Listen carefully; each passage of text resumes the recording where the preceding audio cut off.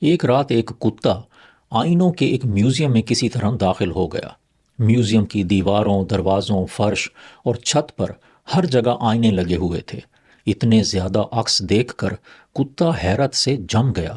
اسے کتوں کا ایک بہت بڑا غول اپنے گرد دکھائی دیا۔ کتے نے اپنے دانت ظاہر کیے تو سب نے دانت نکال لیے۔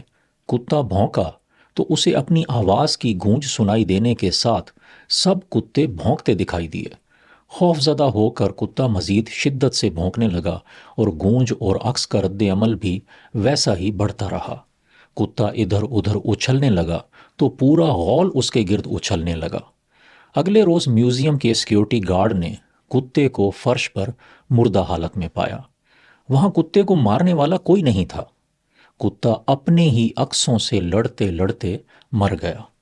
یہ دنیا بھی ایک آئینہ ہے جس میں ہمیں اپنی سوچوں، احساسوں، خواہشوں اور عملوں کے عکس دکھائی دیتے ہیں۔ ہمارے ارد گرد کا ماحول دراصل ہمارے اپنے اندر کا عکس ہوتا ہے۔ اگر ہمیں اپنے باہر کا ماحول اچھا بنانا ہے تو ہمیں اپنے اندر اچھائی پیدا کرنا ہوگی۔